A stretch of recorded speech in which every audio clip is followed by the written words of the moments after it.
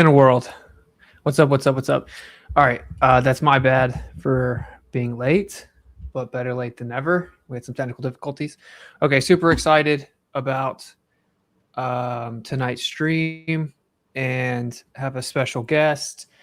What I think is probably one of the most important topics. A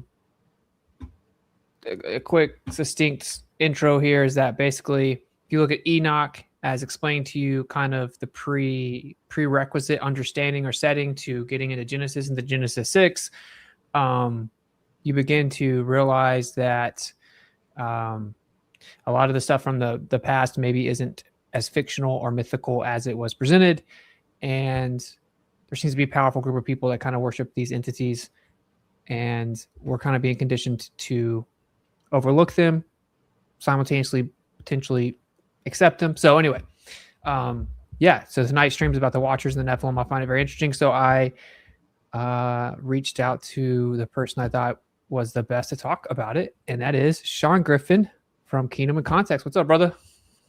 Hey, brother, what's going on? 1 second. I've got to tell my audience to go to your channel because it's not multi-streaming properly.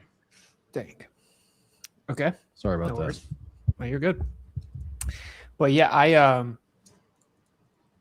a lot of the people on this channel probably are somewhat familiar with it, but I will say this.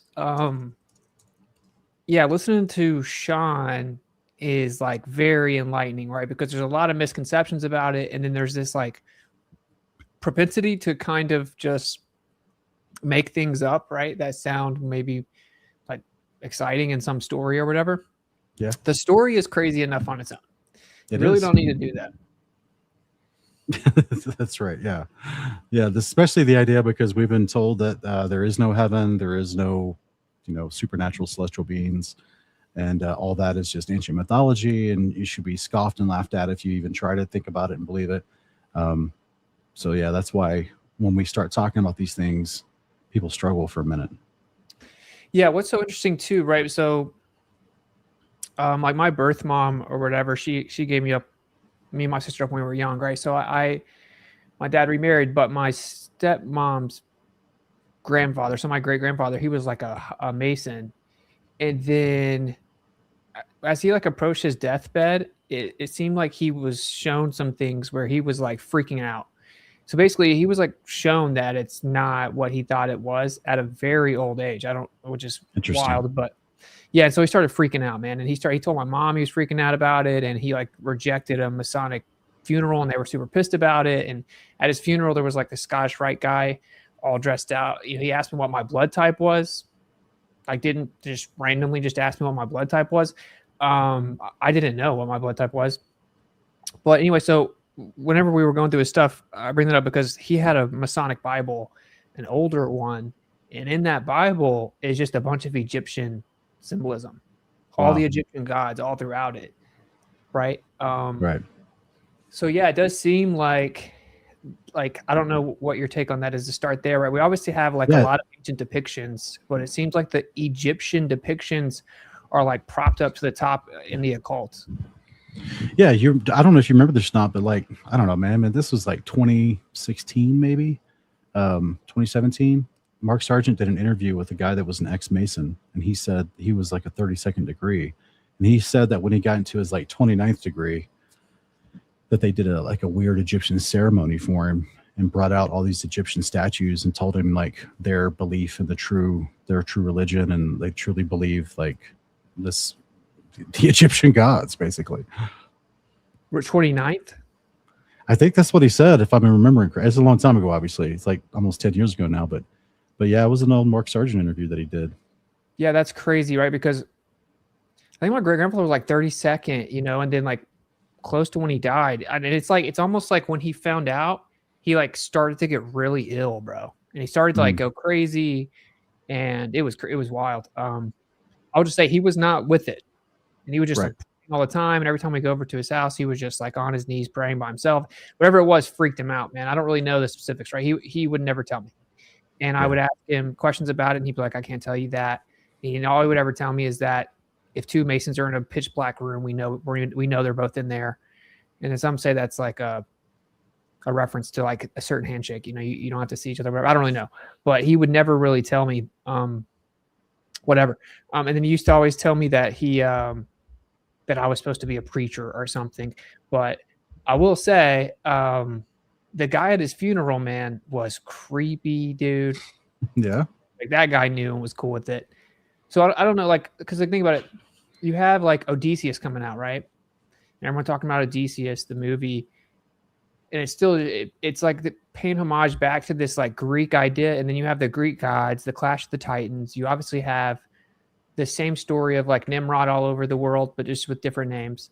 And then you have the whole like Isis, Osiris being dismembered into 13 pieces and 13 colonies, and the phallic symbol, which is Washington, D.C. as the phallic symbol, right at the capital of the 13 colonies, effectively, right? Pyramid on the back of the dollar is 13 steps. Yeah. There's 13 stars on the right side of the dollar. There's 13 arrows. There's 13 feathers. Yeah, what do you think that's about, right? Like people say there are 13 bloodlines. Do you think it's just all kind of ping, like it just literally he was dismembered into 13 pieces, and do you think that's what it was? Like he was literally dismembered? Well, if that Egyptian story is correct, it's possible that that's true. But I don't know how the quote unquote 13 bloodline families, I don't know if that's the reason they chose to be like that, right? To segment themselves in that way. But regardless, they still worship Osiris and all the symbology that goes with ancient Osiris and ancient Ra. So this is why they even say that the eagle on the back of the dollar bill, I've heard people say like, oh, that the average person thinks it's an eagle, but actually it's supposed to be the phoenix. Because the idea of the phoenix was like, it was attributed to Osiris or the Greek Apollo, and that it was the one that was destined to return, to rise from the ashes and do. And so that's a good segue there, right? Because it says that's also on like The Economist, where the phoenix comes up and he's got like a new currency in his hand, and it's everywhere. And actually, ironically, the school I played football for, that their mascot was the phoenix. But so like that does seem to be a thing, right? Where like it's also, in my opinion, conditioned in the Matrix, right? Like they're waiting for a specific entity that's supposed to help them fight off the agents. Which there's obviously the interpretation that those are like archangels and everything's like flipped upside down in the Matrix.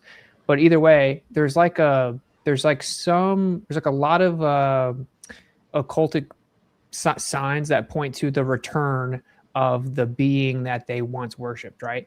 And it does seem like they say all roads lead to Rome, right? Which really lead to like Babylon. So it seems like there's this huge obsession with Babylon. And then there's this huge obsession with Nimrod, Osiris, Gilgamesh, the man of many names or whatever, and that he's going to return. And so so you would say that would be like in Revelation where we're told about Apollyon and Abaddon. Yes. Yeah. The word Apollyon is the Latin transliteration of Apollo. Apollo, the ancient Greek god. There was only one Apollo. There was not like any other stories about another Apollo. And so he was like, if you're in the first century and John just gave you the manuscript of the book of Revelation, right? Because he had the vision with the angel who told him to write it down. Like if you were to read that in his day, everyone knew who Apollo was. Like there was no ambiguity. There was no, I wonder who he's talking about. Maybe it's a future president across the Atlantic Ocean, with orange face and yellow hair. No.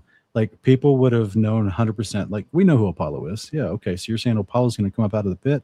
Oh, that's where he says he is now. So that makes sense. So like in the ancient world, Apollo is supposed to be in the abyss, the waterless pit, the underworld.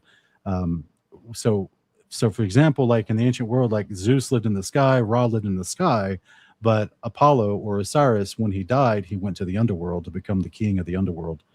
And second in command to Ra, second in command to Zeus.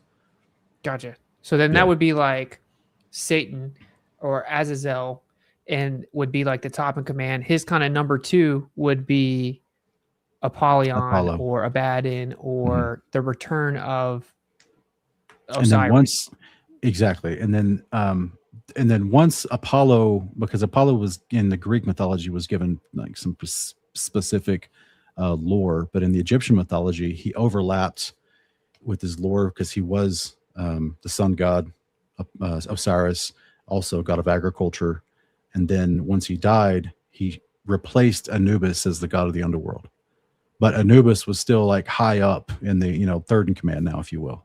And Right. it's So that's his why, number two. It's his number right. two, basically. Yeah, and according to the Epic of Gilgamesh, this is what I believe is trying to tell us about the character and his friend that was considered like a beast, that was his most loyal friend.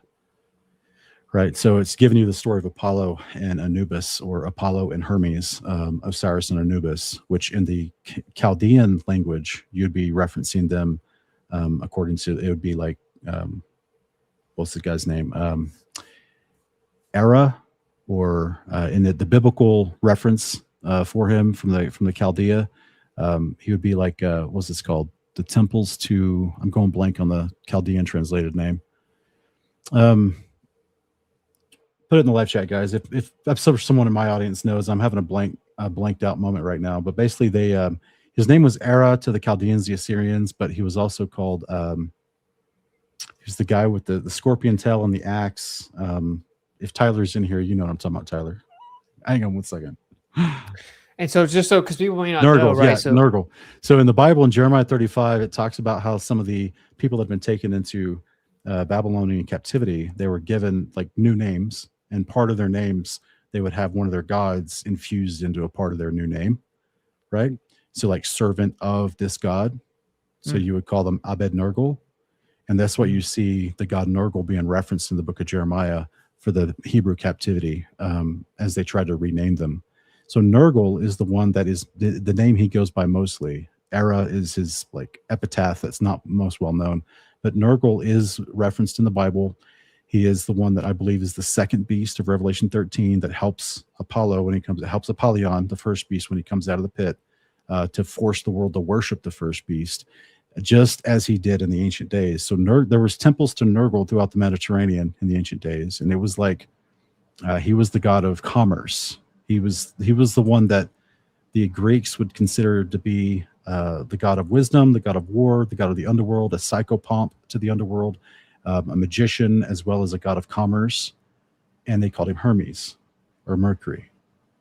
So the Greek version of Hermes, who had the Cerberus, the three-headed dog of hell, is Nurgle to the Chaldeans, the Babylonians, and his temples were all throughout the Mediterranean, of which were major centers of commerce. Imagine like an ancient Amazon warehouse. Okay, so like when they came forward and bring their worship, all their vow offerings to that false god and all their first fruit offerings, it would go into a massive storehouse, and then they would sell the excess to the people out of their marketplaces, out of the back of the temple, right? So this is where the temples to Nurgle were like bigger than everything else.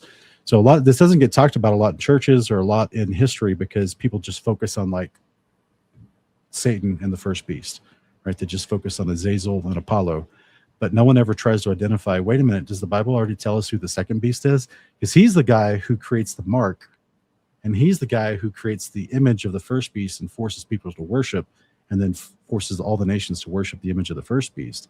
Like he's the enforcer of the first beast's will of false worship.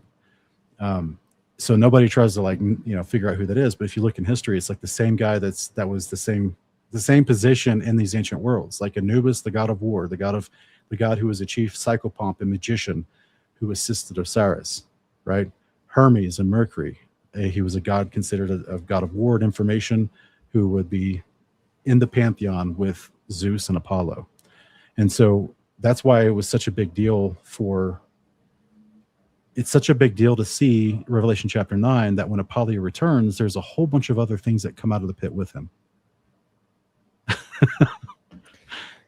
Well, the first verse of chapter 1 of Revelation 9 says it requires an angel to come down and unlock with a key to the bottomless pit and unlock it and open it up. Right. So I got a bunch of verses I can go into to kind of like, that's a wild introduction, I know, but there's a bunch of verses I can go into that can give us a better foundation for these concepts. Yeah, for sure. Just to clarify, right? So Anubis is like the dog head looking guy from the ancient world. Yeah. And then so the idea is that you have Osiris, Gilgamesh, Apollo, and then his second in command, which is like this god of the underworld, like dog-headed guy, like hybrid. Yeah. Yeah. And then he kind of helps enforce his reign. So this was like, they were like literal physical beings that were worshipped as gods. Yes. Yeah. And this was like the early dynasties of the ancient Egyptian story. We're talking like 18th, 17th century BC. So I would project that to be right around the time of the Tower of Babel. Right. To where historian Josephus even tells us they were already worshiping a form of Zeus at the Tower of Babel, which the Egyptians would have called Ra. Okay. Or Ptah in its or Amun in its earlier form, but then it gets later most famously known as Amun Ra, and that's where Ra comes from. So that's where the Hebrews would just straight up call him Satan. Like, this is Azazel, this is the devil, this is the dragon, right? All the people in the Old Testament that documented within history had the writings of Enoch. So they knew the story of like, where did this Ra character come from? Where did all these beings that are in the service of this Satan character, or Ra or Zeus, where did they come from? And what are their capabilities? What's going on here? And if you'd like to, we can set a foundation and go to the Book of Enoch and explain that. Yeah, let's do it. Okay. Because this is a lot of misinformation around this topic, in my opinion. Yes. Yeah. And what's interesting is people will borrow from the Book of Enoch to talk about their ideas, but then not actually use the details that are explained in the Book of Enoch to fully flesh them out, right? Yeah. They just talk about, oh yeah, angels came down and took women and had made the Nephilim, and then that's kind of like where they stop, and then they just start adding their own story after that. And I'm like, wait a minute, why don't you just stick to what the rest of the narrative says, and you won't be confused by the time you get to the people do that with the Bible scriptures too, man. They just pick and choose, cherry pick it. Yes, they do. Okay, so we're all aware of the concept of the angels, the children of heaven, that saw women, lusted after them, come settle list, take wives among the children of men, and beget us children. They're all aware of that, right? And this is why it introduces Samyaza as their leader. And he's the one that talks about, he tells his boys, hey, I don't want to do this alone. I'll get in a lot of trouble. So therefore, let us swear an oath and all bind ourselves by mutual curse not to abandon this plan to do this thing. So they all swore together and bound themselves by mutual curses upon it. Now, this word curses is the word for imprecations, which is another variant of the word spell or curse or enchantment. Depends on what aspect of magic you're talking about. So they bound themselves with this oath that is a part of a spell. This is magic, okay? This is like, they're manipulating the powers of the creation. That's what magic is. Most people should know that, right? They're manipulating the powers of creation to achieve their will against God's will in some perversion, some form of perversion. And so this is why they bound together. If you want me to make this bigger, I can. 1 second here. We'll get this. Yeah, there we go. So this is why this is the start of the story. They did this literally on a mountain that's still in Israel today, in northern Israel, called Mount Hermon. It's called the Mountain of the Oath because of that. And it says there's only 200 of these guys that are there as a part of this. Okay. So then chapter 7, it introduces a guy named Azazel, and it tells you that he taught men swords, knives, shields, breastplates. He made known to the metals of the earth and the working of them, bracelets, ornaments, use of antimony, basically types of makeup, all kinds of costly stones and coloring tinctures. So painting, art and war, seduction, art and war, basically. This is what he's good at. And this is what we still see running rampant across the earth today. The industrialized nations use the gears of war, the machines of war, the industrial military complexes in order to continually do perpetual warfare. There's continual fornication and sexual immorality upon the earth, as well as the workings of metals, which we're constantly trying to figure out better ways to use stronger, lighter metals, using metals for weapons, using all types of, for our iPhones, the silver, the platinum in your iPhones, all types of stuff, right? As well as a economic system based off those metals, right? So we got warfare, sexual morality, economics, right? That's all attributed to Azazel. The rest of the guys were doing other things. And Samyaza taught magic and root cuttings. Armoros taught resolving of enchantments, which is like a deeper level of magic. Barakiel taught astrology, right? We still see that around, right? Kokabiel taught constellations. Ezekiel taught the knowledge of the clouds. Arakiel, the signs of the earth. Shamsiel, the signs of the sun. Another dude, Sariel, the course of the moon. And as men perished, they cried, and their cry went up to the heaven. So Enoch is actually going to be explained by the good angels. He's going to be explained some of this stuff as well throughout the book of Enoch. But what do we see the enemy always doing? They're using this information for bad, right? Astrology, the signs of the heavens, the moons, that kind of stuff. And even if you want to get in a technical facet, even once we get into the heliocentric lie, we see that they're using this information of the sorrow cycle and the movements of the sun and the moon to act as if they have probes in the sky, to act as if they have satellites out in orbit, to act as if they know three-body motion, act as if they know distances between. Like they use this implicitly as a part of their deception. They act like they got weather satellites up there to tell you the weather, but yet Ezekiel teaches the knowledge of the clouds, right? Which is what in chapter 72 through 82 in Enoch, the good angels tell Enoch, this is how you understand the weather in the clouds. Right? So like, man, God wants to give this information to you, but these guys came, they were initially sent to help mankind flourish because they started they started having a bunch of kids and having a decent sized population. And Jubilees chapter 10 said they were initially sent down to the earth to help them govern themselves and learn how to govern themselves in peace.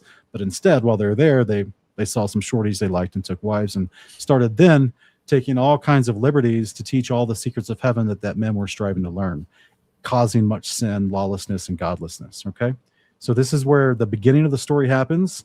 And then this is where the Nephilim come in. When they took their wives, they chose one for themselves, began to go unto them, defile themselves with them. They taught them charms and enchantments and the cutting of roots, made them acquainted with plants. I think you and I talked about that in a previous video, right? This is how they did the actual pharmakia of the growth hormones that creates giants naturally, right? But mixed with the charms and enchantments, we're going to go over that in just a minute, as well as the oath that Samyaza talked about in chapter 6, the imprecations. This is why the children that they bear were giants, and those giants were not mankind. They're in later chapters, they're called spiritual beings, like in chapter 10. Okay? And these men, they begin to sin against the animals, the birds, the beasts, the reptiles, the fish, devour mankind, and the earth laid accusation against the lawless ones. So it's horrific, right? It even says mankind's running out of acquisitions. They're like, the giants consumed all the acquisitions of men. So you're going to have famine and plague and a whole bunch. There's just problems, right? They need calories, right? If they're big. Yeah. But here's the difference, though. Okay, there's a physical flesh running around. So we go down here to chapter 10, where it talks about the sons of the Watchers. Okay, and they've corrupted themselves. Let me see here, to destroy the reprobates against the children of fornication, and destroy the children of the Watchers from amongst men. And it goes down here, furthermore, destroy the spirits of the reprobate and the children of Watchers because they've done wrong to mankind. And here it goes. Cleanse the earth from oppression. We're almost there. Hang on a second. Yeah, cleanse the earth. So they're calling the unrighteous children of the Watchers, as well as the because the angels are not destroyed; they're literally just repositioned into Tartarus. The angels are not destroyed, but the children of the reprobates, that they're being called spiritual beings, because even though they had a body that can interact, they lost that body, and as a result, they're still on the earth. This is why they are called the Nephilim, whom are unclean spirits today. I think a lot of people in the audience already know what this is, but just to kind of draw the correlation here, this is why they still want to possess the bodies of living things, right? So like in the New Testament, you see that they're willing to go into the pigs. Legion is willing to go into the pigs, right? They're already possessing young boys and young girls and grown men in the book of, in Mark and Luke and Matthew, like lots of possessions of grown adults. Even though they were originally giants, then they lost their bodies, and now they're unclean spirits that they were never intended, and they were an abomination created through magic and fornication. So this is why all the magic today is always about ritual sex magic, as you probably already know that, right? That's why it's still about that today, because it was always about that. The ancient Greeks, the ancient Romans used to believe that when they were born, that a demon was assigned to them when they were born, and that they were to worship that demon once a year on their birthday with a special sacrifice and offering.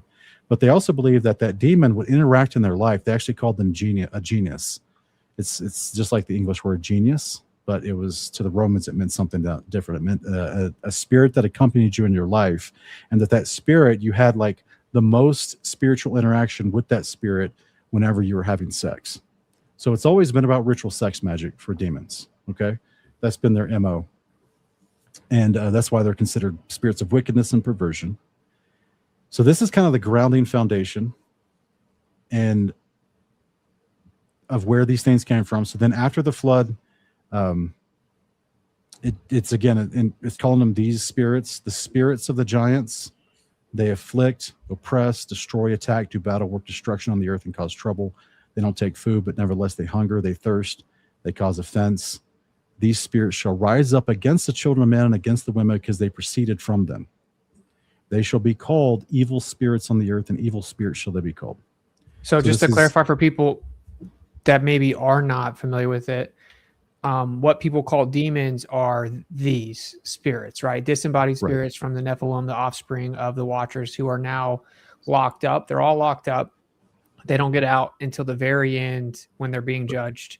You have Azazel not locked up, but then you have the quote unquote demons, because a lot of people, as you know, they'll say the demons are like the fallen angels, but they're not. They're the disembodied spirits that weren't supposed to be created, so there's nowhere for them to go. Like, we have a place to go. You know, the fallen ones have a place that they were put, but these entities are just aimlessly wandering around, hungry and thirsty, can't be satiated, and then they need someone that's basically an open vessel to embody, because they're yearning for a body because they're disembodied spirits. That's right. This, I think, is where the magic, no pun intended, but I think this is where the magic happened, with Samyaza being the teacher of enchantments and root cuttings, and he's the one who led these other angels to go and take wives and have children through them. Whereas Azazel did not participate in that. That's why he gets a different judgment. He's not sent to Tartarus. He's left out on the earth. But Samyaza, being the one that apparently knew about the enchantments and the root cuttings, or at least that was his forte, so to speak. That's why it says here in this verse 8 and 9, now the giants who are produced from the spirits in the flesh shall be called evil spirits upon the earth, and on the earth shall be their dwelling. Evil spirits have proceeded from their bodies, because they were born from men, and from the holy watchers is their beginning and primal origin. It's kind of like, so are you familiar with the liger? Mm-hmm. You know, liger, like it's a lion father and a tiger mother, right? Mm-hmm. So even though they're the same big cat family, so they have a lot of similar genetics, right? That's compatible. That the reason why it grows 4 times larger than a normal lion or cat or tiger is because the DNA from the father, that's why the LI is put at the front of the term, because it's the DNA from the father is basically what, supersedes the tiger DNA to enough to where it switches off the growth inhibitors and allows it to just grow bigger and bigger than a normal sized tiger or lion. So that's why they don't call them tyons, they call them ligers, right? So that's what I think what we're seeing here. I can't give you the complex genetic sequencing, but I think that's what we're seeing here. This is why they're called evil spirits, and still, even when their bodies died, evil spirits went forth from their bodies and stayed on the earth, because their original origin was from spiritual beings and not from the men of the earth. Right.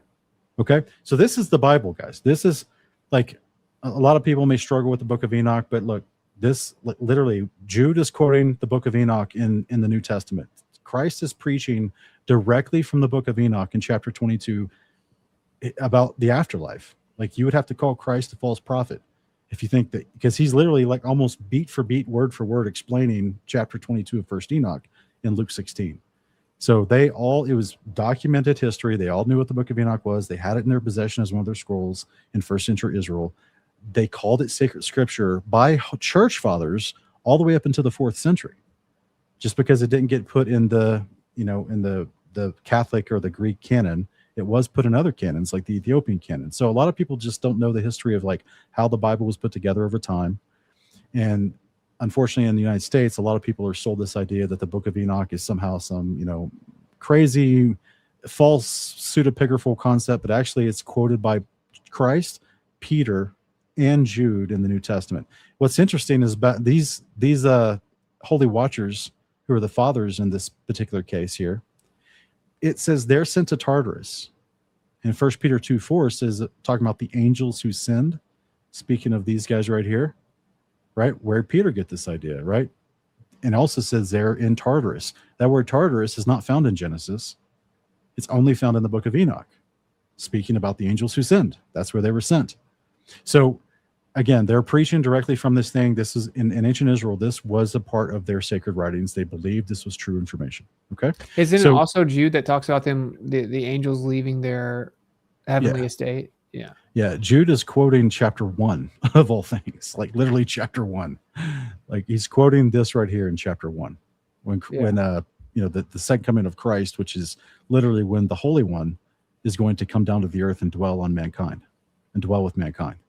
So like, of course, his son precedes him to make ready the way. But like, this is what he's quoting from chapter 1 and right here. And a lot of, it's just that would make Jude a false apostle, that he's quoting from a false work. And all. So there's just a bunch of silly arguments against Enoch. And to me, Austin, it makes perfect sense that the enemy would want people to not believe in what's like literally a validated historical book from ancient Israel that Jesus, Peter, and Jude quoted from, because it literally tells you who the enemy is and where they came from. Yeah. Like, here's the origins of Satan. Here's the origins of these unclean spirits that are trying to like work wickedness up on the earth and are, influencing world leaders and trying to get you to sin. And like this is the enemy that we're told we're dealing with. So of course they would want to hide their origins, right? And not get people to believe it. So, all right. So what did we cover so far? Rebellious angels came down, took wives. Some sort of magic was used to where they had the power to create a spiritual being through a womb of flesh, right? Which is a perversion, right? How do they create? How did DARPA in 2011 create a goat that produces spider silk in its milk? I don't know, but they did it, right? So they could harvest that silk and make stronger bulletproof vests with it, right? For the military. So I didn't know that an arachnid would be compatible with a mammal as far as the DNA to be spliced and spider silk would come out of a goat milk, but they did it and they're actively using it in bulletproof vests for the military today. So like that's crazy, right? So clearly there's some sense of compatibility within the creation, and if you know how to manipulate it, this is what was it like? There's governments today that are constantly saying, yes, we can create hybrid beings, like we can splice things together, right? And it works to a certain degree, and they claim that they're just trying to figure out how to make it work better, right? But if we go down to this oath that Samyaza was talking about, right? He said, let us swear an oath and all bind ourselves by this mutual curse, not to abandon this thing, but to go through with it. Okay. So if you go down to chapter 69, because we have to remember that the book of Enoch is compiled of different scrolls. It's like 6 different scrolls that are partial ones they found throughout history. So it's not all one continuous story, but thankfully the pieces that are left over to us through history is enough for us to put together a very coherent storyline. So the rebellious angels that are listed off again in chapter 69, it tells you, let me see here. It tells you their names again, okay? The first of them is Samyaza. Okay, it starts listing off their names again. All right, giving you at least the chiefs. It doesn't list off all 200 of them, but it says these are their chiefs and their names, the chief ones over hundreds, 50s, and 10s. Okay, so these are like the head dudes. So it names 20 of them. So basically they were over 10 each? It says 21 Yeah, of them. Well, 20, and then you have Azazel. There's multiple Azazels. So yeah, it's suspected that this last one is the Azazel that. Anyway, so yeah, there's he's 21. Set aside from the, yeah. Exactly, because he actually did some different things and got a different judgment. So, so there's it basically goes into saying like they were, it gives a little bit more description on the types of things that they did. But then this guy here, this guy's name is Casbiel, and it says that he was the chief of the oath, which he showed to the holy ones when he dwelt high above in glory. And its name is Beka. So that the name of the oath is Beka. And this angel requested Michael to show him the hidden name that he might enunciate it in the oath so that they might quake before that name, which that word name in the Hebrew and the Greek means authority. So that he might enunciate this hidden name, which carries with it authority to actually accomplish what they are submitting themselves into the oath to do. And the oath who revealed all that was in secret to the children of men. So this is where it then goes on to explain the power of this oath. It says it's powerful and strong, and he placed this oath, which is called the Ache, in the hand of Michael. And then it says, these are the secrets of this oath. They're strong through this oath. The heaven was suspended before the world was created and forever. Through it, the earth was founded upon the water. The secret recesses of the mountains become beautiful waters from the creation of the world unto eternity. Through the oath, the sea was created and its foundations. He set forth the sand against the time of his anger, and it dares not pass from the creation of the world into eternity.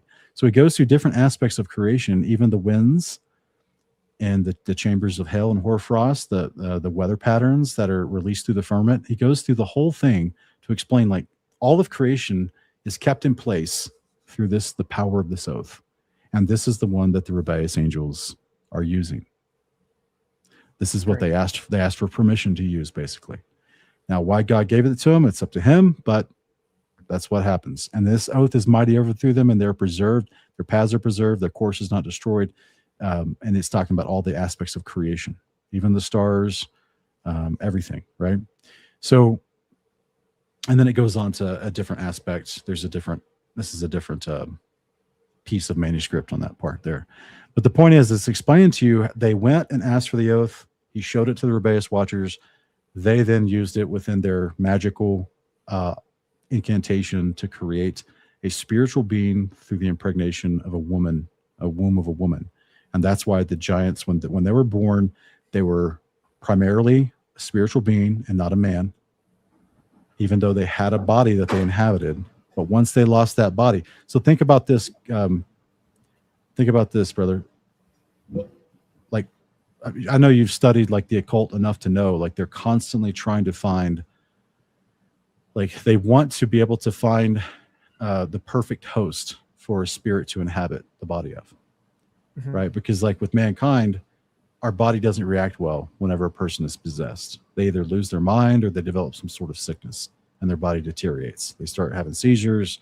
There's a whole host of things that happen. Like, it's rare for a person to be actually possessed and their body doesn't react in a negative way, because you're not supposed to be. They're literally called unclean for a reason. They bring sickness with them. Okay, mental or physical sickness with them. So it's been the goal, in my opinion, of the occult for a long time to find a suitable host body that would allow these spirits to inhabit and move about and get back into the world of mankind and continue to interact in a more physical way. Because what does Christ tell us in Luke chapter 11? That whenever you cast out a demon, he goes through dry and arid spaces, and then he comes back to the person that he first inhabited to see if the house is swept clean and still empty.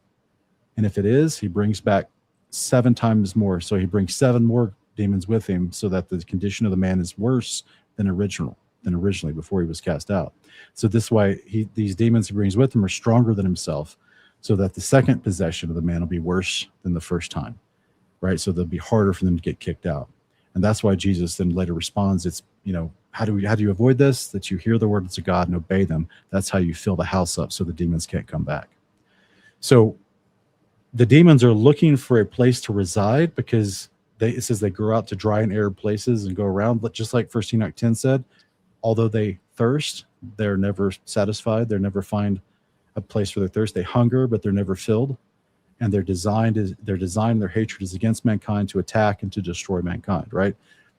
So if they can get a man deceived enough to let them in, the man's body is not capable of hosting it long term. So a man's body or a woman's body will start to develop some sort of disease or mental instability, psychosis, that kinds of stuff, right? And of course, pharmakia is a massive open door for these things to come in. Yeah. Because it takes you out of yourself and just open. It does something. I can't tell you the exact science, but it clearly does something to your brain and your chemicals that allows them to come in easier.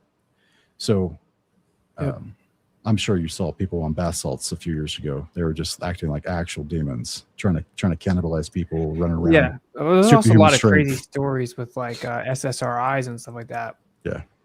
Yeah. All right, so some of the stuff people think, well, I've heard this before. That's great. Yeah, yes. So now this is where the story that I just showed you from First Enoch. At no time does it say that these rebellious angels that were sent to Tartarus, that they get out. They get out. Let's go to their punishment. This is important for context for folks, okay? So I put that back in the studio, and their punishment is listed in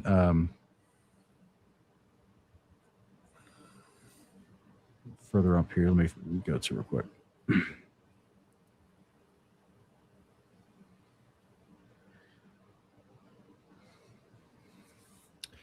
Yeah, because obviously, like another part of this, right, is of course the Hebrew people they're put in captivity by Babylon, and then that's where you get the Babylonian Talmud, and you get a lot of these Kabbalistic beliefs that are integrated and passed down, and a bunch of like effectively magic.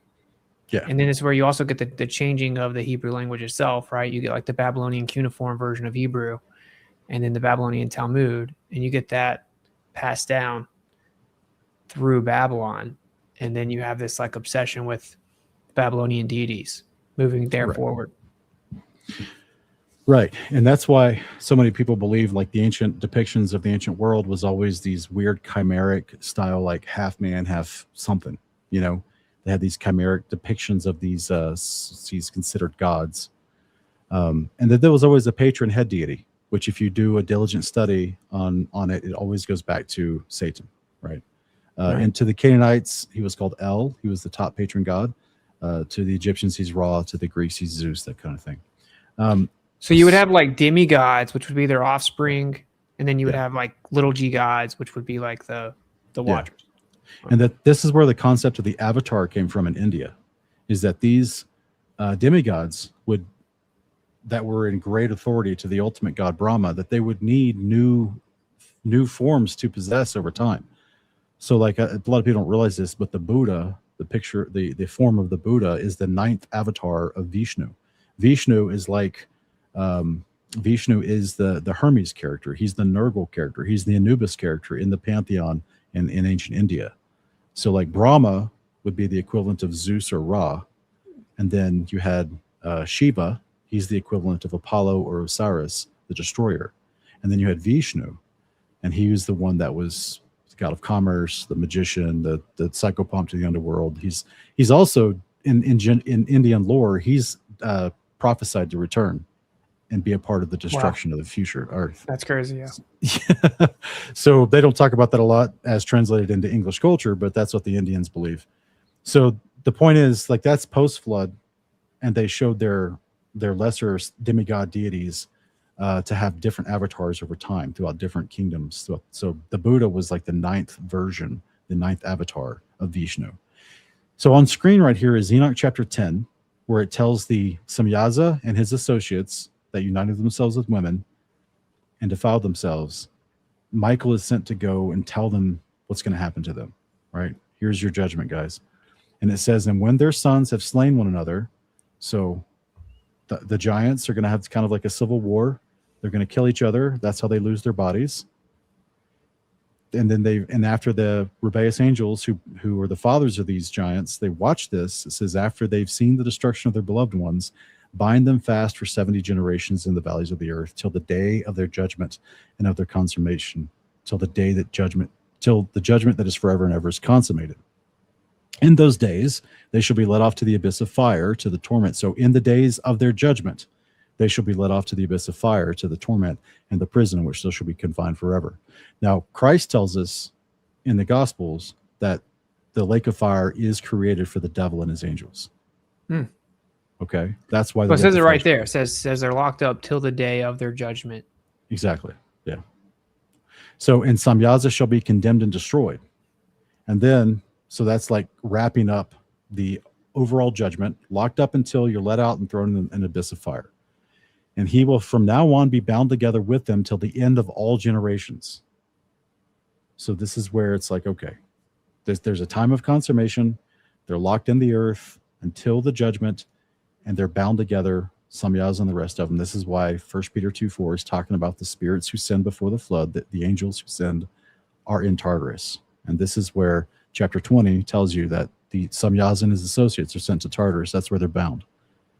So all this narrative that you hear in certain Christian circles on YouTube that were like, oh, the angels are coming back and there's like another incursion. They're going to have more Nephilim children. They're going to take wives and they scare a bunch of women with this story.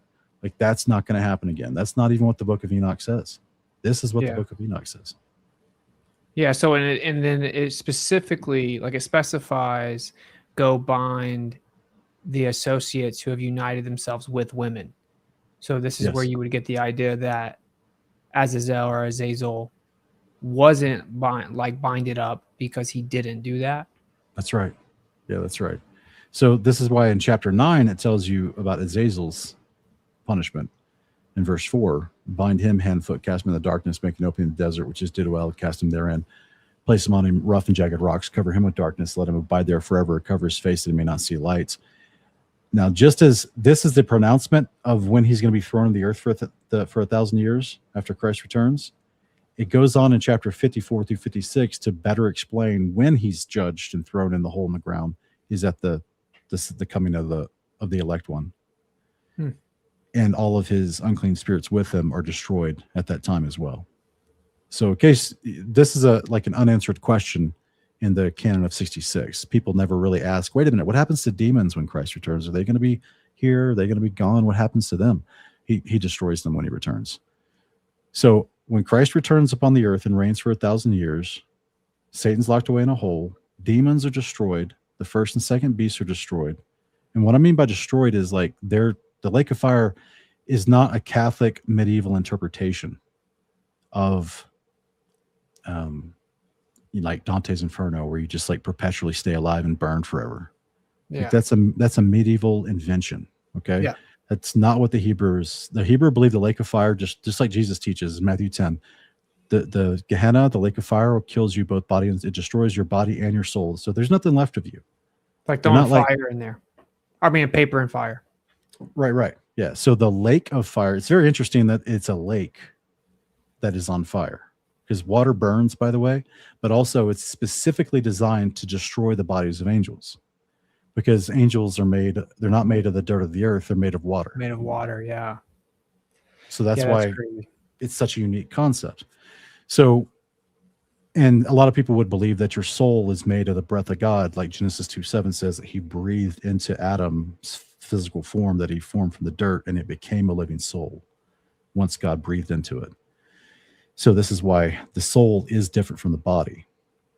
Okay. Yeah. Well, so totally, well, not totally random, but like, so when you get into this idea that we went to Afghanistan shortly after they said that they found the tomb of Gilgamesh right beside the Babylonian museum that we then raided, and we literally set up our military, like one of our military headquarters on where they claimed they found the tomb. Right. And then you obviously have like the WikiLeaks email from Hillary Clinton talking about the remains, the 2-man remains of Gilgamesh. But like, so that would obviously be like the one who's actually locked up right now. That would be Gilgamesh, Osiris, like we talked about, Apollo, the same guy. Yeah. So like in that idea, like his physical body, is it like, I'm just curious what your take on that is. Like, does he have his physical body actually was there? I guess there's no way for you to know that, but like, and I don't know he exists separate from that. Like even if they did find the remains of what was possibly mummified as an ancient body for ancient Osiris, I don't think it matters, because I think what they're always been trying to do, like surely they may like his DNA, right? To try to infuse into some new type of body they can make for him. But if they get to a point where they can actually somehow grow an android type of fleshly golem that he could inhabit, they may prefer that. But that's what I was suggesting earlier, was that I think they've always been trying to, and with modern advancements in technology, we're going to go into this. We call it modern and advancements, but it's not modern. They were doing this in the ancient past. And I got some slides to read from that, where they believed that they had already robotic automatons that were powered by unclean spirits. Yeah, and this goes into like bringing life to the image, and AI and all this stuff. But like, so then, so they had an invocation ceremony back in the day. So like, when you read the Bible and you're always reading about, oh, they made a statue to Molech, or they made a statue to Baal, and God was mad, right? So, or Dagon, right? Remember like the story of Dagon, where God just kept pushing over the statue of Dagon, and then finally it broke its head off when it fell over like a second or third time, just to shame the Philistines for worshiping Dagon. So because they thought it was alive, but yet it can't keep itself from being pushed over and broken. Right. So they used to have this invocation ceremony where they would basically try to fool the priests and the people watching, to where they would do a magical ritual to try to invite the demon into the actual idol so that it would speak to them. So historically, they claim that they were able to do this through unclean spirits. And then at other times, like if you run into like a secular archaeologist and ancient, historian who doesn't believe in the spiritual world, they'll tell you, oh, well, they just had like a cutout inside the idol, and then one of the priests would just stand behind it through a trap door and speak through it, and so he could just act like he's the god speaking through it, But like, why do the magical ritual if your priest is just going to do that anyway? So it's just kind of interesting that clearly we know that demons can talk. I don't know what your life has been like, but spiritual beings can talk. Demons can actually talk. Yeah. Most like people people's voice that. will change. Sometimes they can talk without possessing a person. I've heard that before. I've actually heard him cackle and laugh from within a wall.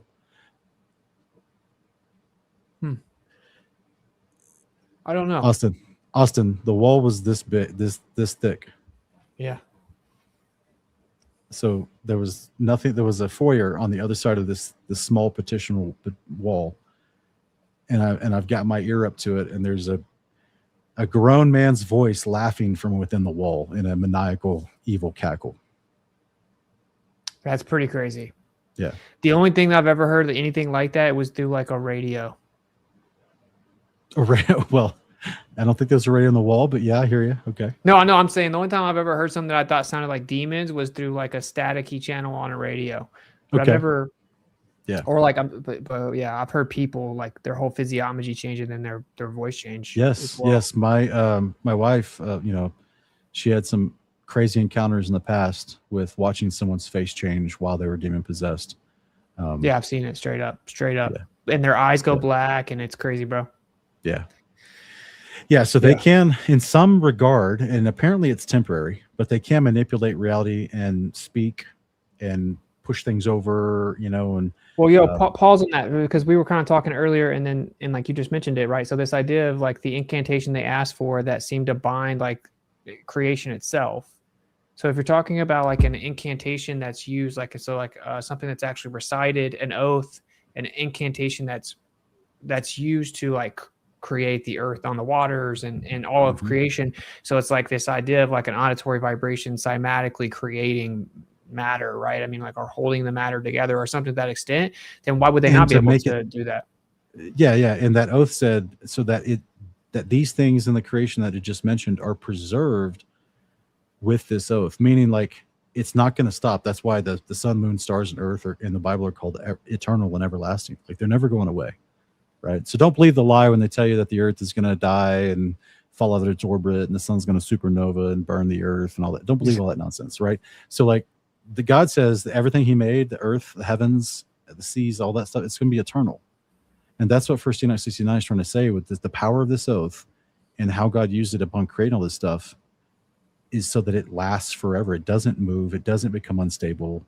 You know, the foundations of the sea suddenly just doesn't break up, right? So the you've talked about in the past, right? The whole world is static electric. Yeah. So, which I think involves frequency. Yeah, it does. Which affects the matter to hold to itself. And I think that's what the power of this spoken enunciated oath. They wanted to know, how do I say it? Yeah. To make it stick. And so what happens is they birth children who are eternal. Yeah, that's a trip, dude. It's a trip because there's no reason for them to need to physically speak at all. Right. So there's something about like physically speaking. There's like a distinction between actual words coming out and like magic, right? If you want to call it that. Which is kind of crazy. Because that's what it is, right? Like speaking is vibration of the medium. So it kind of makes sense, right? Like the fundamental building block of everything being static electricity is vibration. That's all it is. It's pretty crazy because then you get obviously into the word, right? And the word became flesh, and the word, like everything being created through that. So you wonder why that Christ gave authority for his disciples to go out and speak to demons and drive them out. Yeah. Right. So they respond to the spoken word to be driven out through the power. And so whatever that authority is, like the word authority, we think, oh, that's just a abstract concept that depends upon a mutual agreement of mankind towards a hierarchy. Right. But I think there's something deeper in the biblical use of the authority, because with it comes the power of God to affect reality.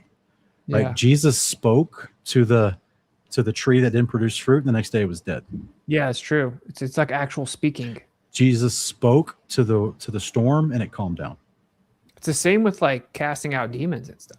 That's what I'm saying. He This is why in Mark chapter 1, when he casts out the demon that was a mute spirit, they're all amazed and they're like, who's this that can just speak and cast these demons out? Who is it? Like, because I don't know if you know this or not, but there's a history of exorcism in the ancient world, and before that they would have to go through these long incantations, and they would read out. So there was 2 different ways they did exorcisms, and it was never with just like speaking and having the authority over these things. They would read out these long prayers and chant them for hours before the demon finally, possibly, sometimes, maybe, would acquiesce and give some sort of appearance as if it left the guy. Another way they did it was they claimed that they had a specific gemstone in a ring. Yeah. And that they would they would put like essential oil on it, if you will, a certain type of fragrant oil on the ring, and then they would go up to the possessed person and then run the ring in front of his nose and draw the demon out through his nose with the oil, the smell, and draw the demon out. Now, supposedly, there is let me go to this real quick. You want to put this on screen? So I've had an experience where I've tried to like cast a demon out, and it like attacked me, bro. That's like it didn't want to. It wasn't coming out. So I don't know how that works, right? Like I don't remember what Christ said. Want it to come out or something. Yeah, remember what Christ said. Sometimes it has to come out through fasting. So the person would have to want to do it then, right? I mean, yes. Yeah, the whole voice changed, turned, cussed me out, told me to stop, go away. Yes. Super mad. 1 second here. So that's another thing too, right? So then we're talking about a dangerous thing to try to identify some type of demonic oppression for someone else and try and cast it out, but they aren't aware of it, or they don't want it gone, or whatever. Even if you were to manage to get it to leave, right? Well, then, like you said, they could just come back sevenfold. Well, it depends on the person. In order for it not to come back, the person who was just exorcised has to start actually obeying the commandments of God. And right. So it's a terrible idea to try to help cast. Well, I didn't know this. I mean, I guess I knew of that, but I was just desperate. I was just like, dude, what, but yeah, that's like, so it's actually like a bad idea. It's a bad idea if the person isn't on board and wants to like actually change and live, follow the law. It does help if the person is wanting to repent and follow God. Yes, they have to. Otherwise, they're going to be doing the same things that let the demon in. Again, and it's going to get even worse. it's going to be worse. Yeah. So this is why there's stories. Real fast. What do you think? Do you think this has a lot to do with like all these like mental ailments and illnesses and stuff like that? Because because I mean, I've been looking into that stuff. It's like if you really look into it, they don't really know. Like we just have a bunch of titles for things like MPD, BPD, all these things, and it's like they don't know. Like when they look into it, they don't really know. Like they're like, well, we're just characteristics, and we call it that. They can't explain it. I'm just wondering if like that's like modern day medicine and psychiatry, it's all a shell game for not acknowledging the root reason, which is the person's behavior, their pharmakeia and levels, and most likely there's either their own willing involvement in the occult or they've been a victim of occult ritual, and so they need prayer, they need exorcism, they need help, just like the guy in the book of Luke and Matthew chapter 8, the guy with demoniac, the guy that was chained up in fetters outside of the town. The people didn't know what to do with him anymore, right? Because they couldn't cast the demons out, and the guy was violent, and they had tried to chain him up. He'd just break the chains like it was nothing, right? Yeah. And so Jesus comes along and frees the man. The man doesn't even ask for freedom. Yeah. Jesus knows this man is so far gone, he needs help. Yeah. The demons tantalize Jesus by speaking to Jesus and saying, have you come to, send us to the pit, or have you come to just, torment us before the appointed time? Well, that appointed time is told you in Enoch, by the way, when that is for demons. Yeah. So like they're trolling Jesus, but the man who's possessed, he's not even interacting. He's fully taken over, and Jesus recognizes this guy needs my help because the people can't do anything. Right. So there is a level to where, and thankfully we now have that authority through Christ Jesus to be able to help people in that condition. But the point is, like, there was other ancient exorcism opportunities or concepts. And so I'm going to put this, I'll put this in the studio if you want to throw it on screen real quick, and I'm going to read something to you. This is a historical record. Okay. Where'd it go? Image file. Here we go. Shout out to the gifted subs, by the way. I'll read them out later. Okay. So this is I actually put the historical record into Grok, and it made this image for me. Okay. So this is from the Antiquity of the Jews, Book 8, Chapter 2, Section 44. This was written around 93 AD. Okay. And this is describing that ancient exorcism practice that was different from what Jesus was doing, that was still happening in the first century, even after Jesus showed up. And so this is the guy who's standing over the guy on the ground. This is a guy named Eliezer, and he had a ring that had a special root in it that he thinks is what Solomon used back in the day. This is what they theorized. And he would place, he would place this root because it had a fragrant smell to it. He would place it underneath the guy's nose, and the demon would be drawn out. The demon would exit. And how they would know that they had proof is they would put like a little jar next to the demon-possessed guy laying on the ground, and they would tell the demon, knock over that water jar to prove you've left the body. And this is what typically, like, as he's pulling it out of him, he would like direct it towards the water jar, and he would knock over the water jar. And he did this in front of the Vespasian and his whole military. So basically the quote is, I've seen a certain man in my own country named Eliezer releasing people that were demonically in the demoniac, and he did this in the presence of Vespasian, his sons, his captains, and the whole multitude of his soldiers. So he would like show them, I can do this, it's real, this is the witness, this is a historical record that even the Roman emperor and the whole Roman military would watch exorcisms from time to time. Wow. Yeah. Someone's saying, I'm not sure about that, bro. Sorry, I'm having an issue with my camera, but I'll fix it. I'm not sure about that, bro. Demons cannot physically interact with the material realm. You are grossly mistaken, my brother. Yeah, that's not very accurate. I've personally witnessed it. Me too. Personally. Yeah. Did I ever tell you there was one time, like the first time I ever did activism, I was super nervous. I was never even on YouTube or anything at this point. And let me see if I can get this to work here. And I went outside. There we go. I was like in my hometown, and I I got a mic and I just started like preaching the Bible in like a random, like a strip mall place.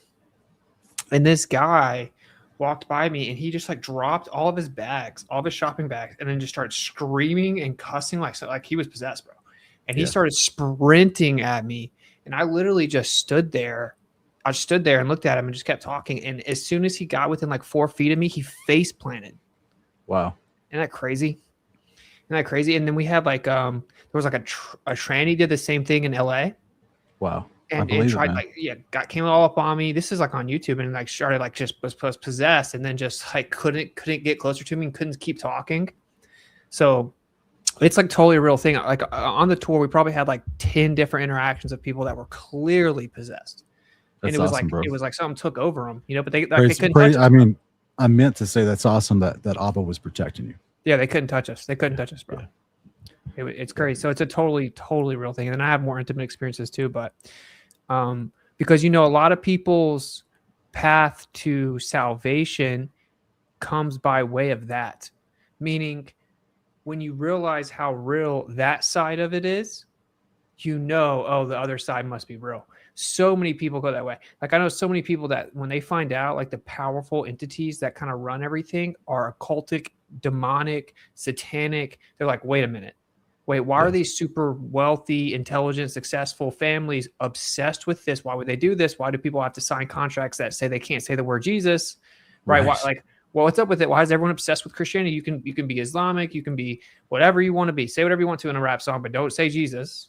Right? And that's like in actual contracts. And then people start to put it together like, wait a minute. And then actually makes them go look back over at the scriptures sincerely, right? And whatever path you need to go. Right. And I do think that's like a good time to point out, like from my experience, every time someone asks me, because, you know, people like to try to use their mind to figure everything out. And they want to be like, how do you know? How do you know? I'm like, dude, just ask. Right. And like, this is going to rub some people the wrong way.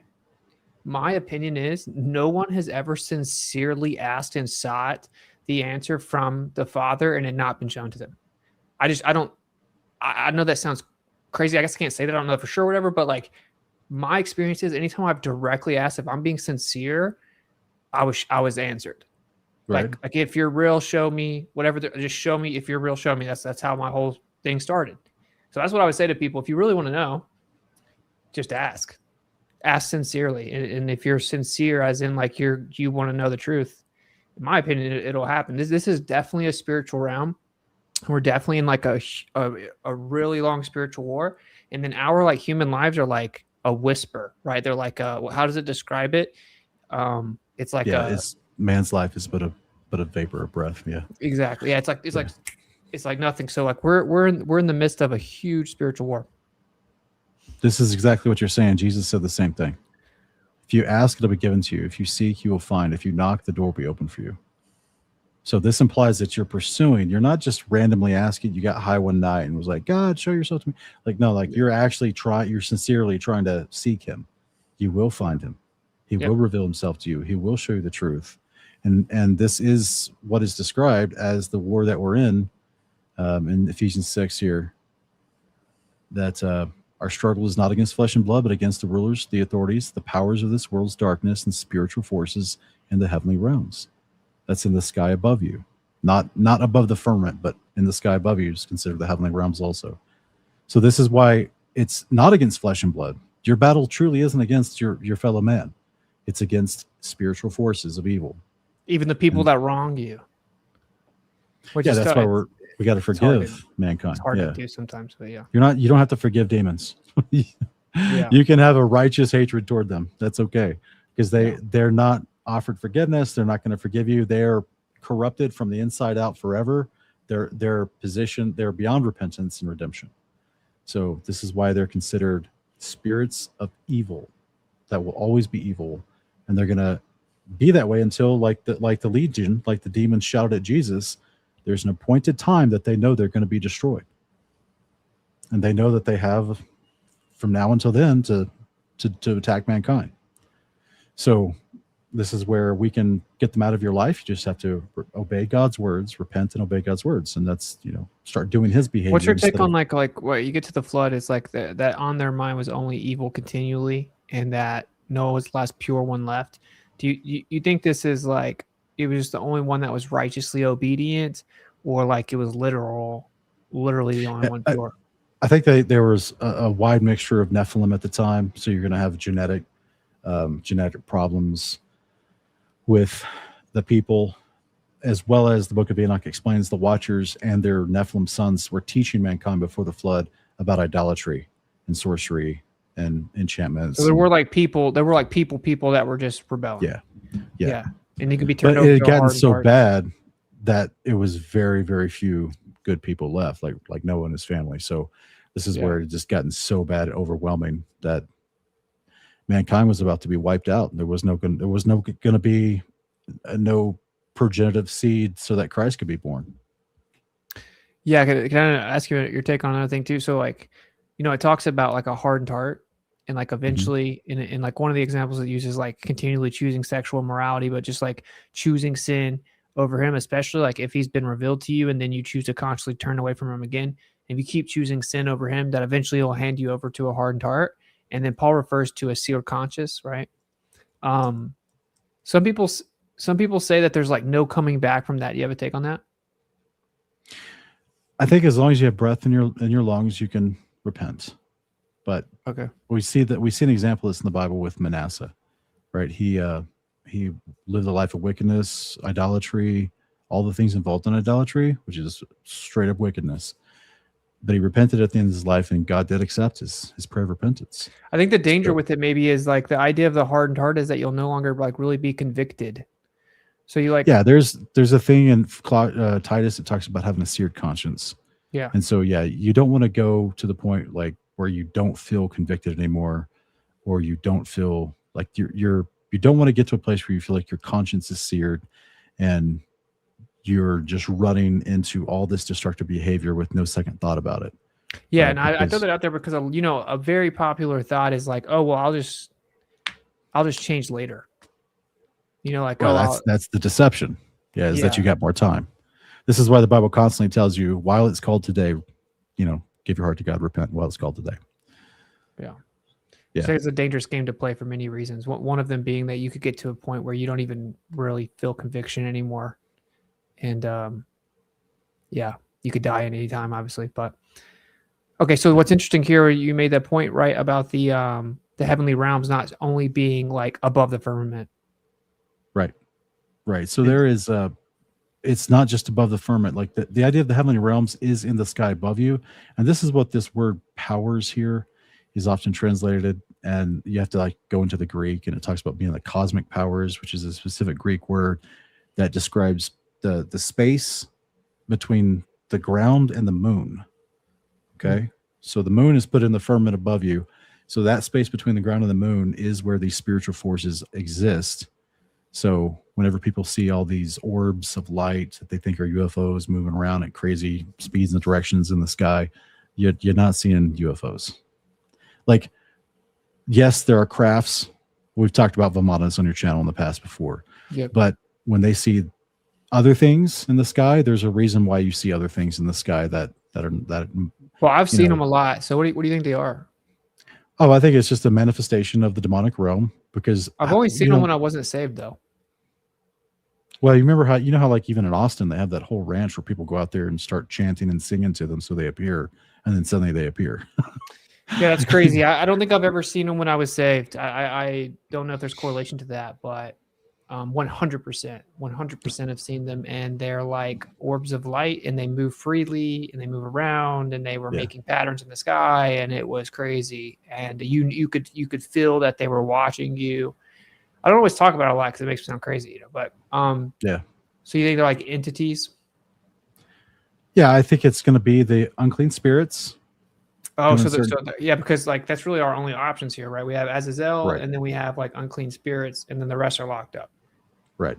This is a major misconception because a lot of people get excited about the idea of like the Watchers coming back. Like, we're going to be honest, like they think it's exciting. Right. That's why in this passage it says, the devil's schemes, right? So in this passage, it only mentions two categories. It mentions a rebellious angel whose name is Azazel. He's called the devil. He's one of the watchers from Enoch that did not go to Tartarus but was left out on the earth, still here after the flood, and spiritual forces of evil, which are described in both Enoch and Jubilees as the unclean spirits that are also left out under Azazel's authority. So there is an angel, one, not billions upon billions of rebellious angels. There's one left on the earth, and then there's a bunch of potentially millions upon millions of unclean spirits. So a lot, because they had babies and babies and babies. Because they were trying to create their own spiritual army. Because why? Because you got to fight a bunch of spiritual angels, good angels. Right, a lot of them. So they're outnumbered 200 to a lot. Right. Yeah. Right. Well, not even out. No, I mean, well, not even 200 now, right? Because they're just locked up. So. Yeah. So that's why they were. So that's why it is a tangible thing. A spiritual being is not just a construct. This is not like philosophy where it's just some sort of like mental construct of an idea. Like here's the question, right? Is there any capability of them bringing about like the most kind of physically dominant initial offsprings, right? Like the idea being that you have the Nephilim and then they continue to create offspring and they got a little bit smaller, and you get the Raphaim and the different types of giants and entities. I don't think, like, if you're referring to what the government just talked about with 4 types of aliens or whatever, and people claim they see gray aliens, people claim they see like taller types of lizard aliens, other people have claimed they've seen like some kind of Nordic white-haired looking 7-foot alien or whatever. I think that's just the post-biblical genetic manipulation. Right. So the government could just be making those things as things that could be inhabited by the disembodied spirits, potentially like an ancient spirit yantra is what the Indians called it. So that would make a lot of sense. Actually, that would make a lot of sense for the coming deception. Like to program us with aliens, it's just a bunch of beings and entities that they've used all this magic and genetic manipulation and pharmakia to create, and then they're just empty vessels for the disembodied spirits to take take control of, and then kind of introduce themselves as aliens. That's what I think we're seeing here in Revelation 9, when it talks about this angel when the 5th trumpet sounds, which is 42 months before Christ returns. A star that fall from heaven, given the key to the pit of the abyss. The star opened the pit of the abyss, and the smoke rose out of it like the smoke of a great furnace. The sun and the air were darkened by the smoke. Out of the smoke, locusts descended upon the earth, and they were given power like that of the scorpions of the earth. Now, what's so interesting about this is that Apollo, one of his epithets was he was the locust god. And then it says, and then remember Nergal? Remember we talked about Nergal? Mm-hmm. He was considered, like, scorpions were associated with the symbolism for him. Wow. So they were told not to harm the grass of the earth or any plant of the tree, but only those who did not have the seal of God on their foreheads. How do you get the seal of God on your forehead? Repent, do the commandments of God, put your faith in the Father and the Son and Jesus Christ. Like, that is how you walk with the seal of God on your forehead. So confess, repent, and change. Yes. Reject all the craziness in your life. Learn what God's word says, how to walk in actual power, walk in righteousness. And you can do that by putting your faith in Christ and doing the commandments. The locusts were not given power to kill, only to torment for 5 months. And their torment was like the sting of a scorpion. And in those days, men will seek death and won't find it. They'll long to die, but death will escape them. So this is what I think. This goes into a deeper conversation. I'm not going to have time to talk about all tonight, but I actually believe that there is something with the stinging tail. I don't think this is a bunch of symbolism. I think we're looking at a chimera type thing. Mm-hmm. And I think that the sting of the tail is going to be what causes people. It's going to be like the injection of the mark of the beast. Wow. Because everyone who gets the mark of the beast goes to the battle of Armageddon and gets killed. Like, it's like they don't have a choice. It's like it says like everyone robots. Who takes the marks, everyone who takes the mark will receive the wrath of the Lamb. Yeah.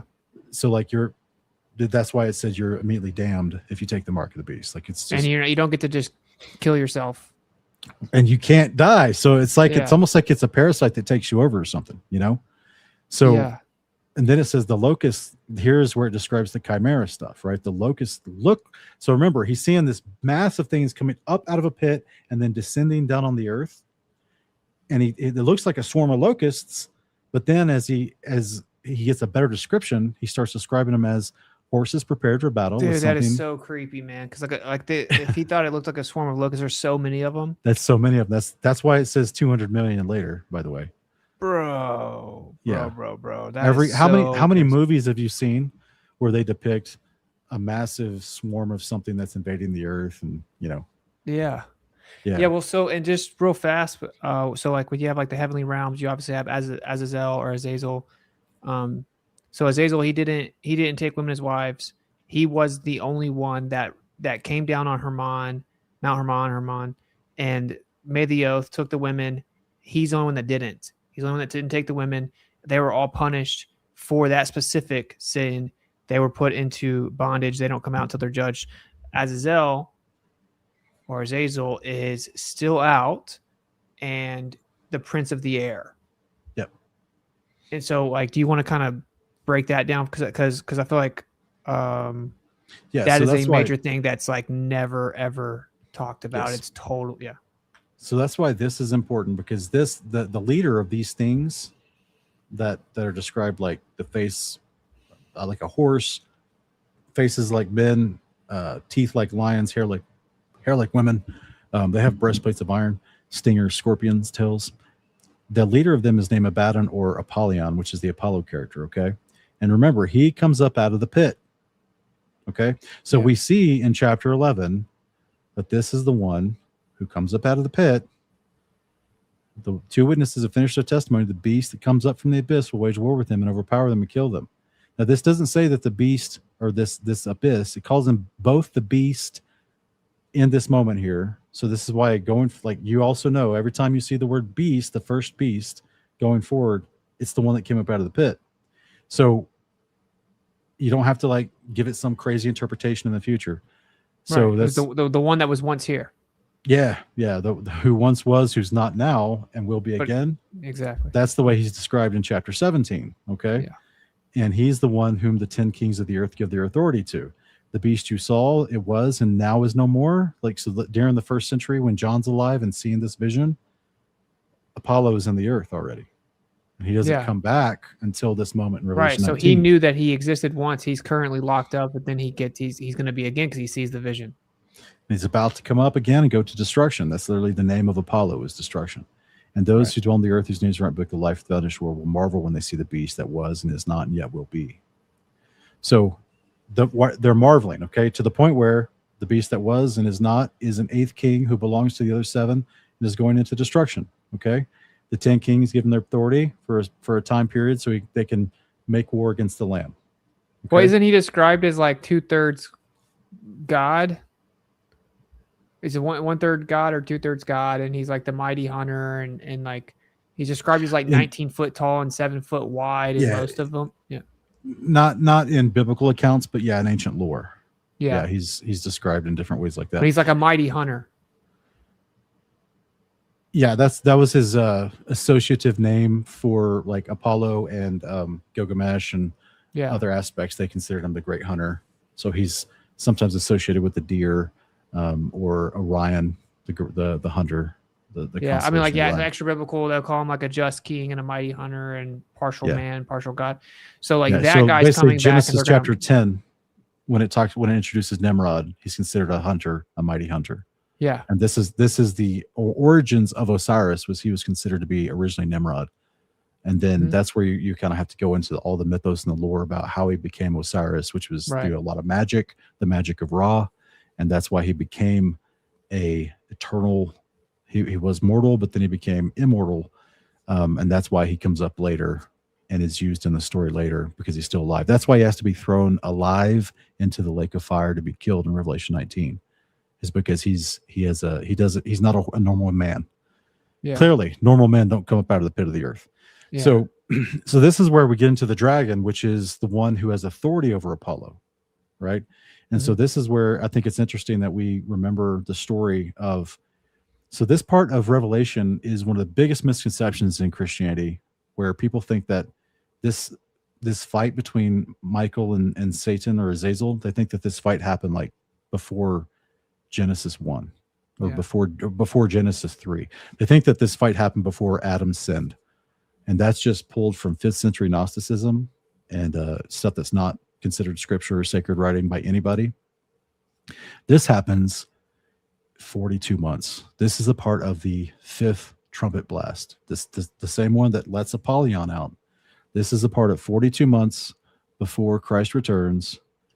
This is when Michael, this is in correlation with Daniel 12:1, when Michael stands up for his people because he's sent by the Father to attack Azazel, and this word angel is agalos in the Greek, and it doesn't just mean like angels from heaven. It's also used for human messengers. It's used for human priests. It's used for pastors in the New Testament.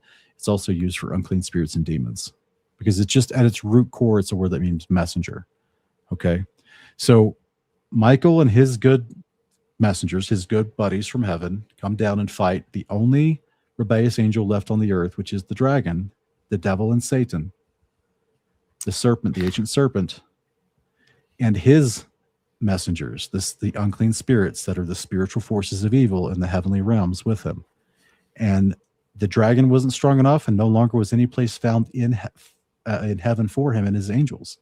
So this is why Satan and the unclean spirits are kicked out of their place in the sky between the earth and the moon, the heavenly realm, the spiritual forces of evil in heavenly places above us. They're kicked out of that, and he's hurled to the earth, and his messengers, his angels with him. So this is why it says, then I heard a loud voice say, woe to the earth and the sea, with great fury the devil has come down to you, and knowing he only has a short time. He only has 42 months until Christ returns. Does this make any sense? Yeah, this is huge, right? So when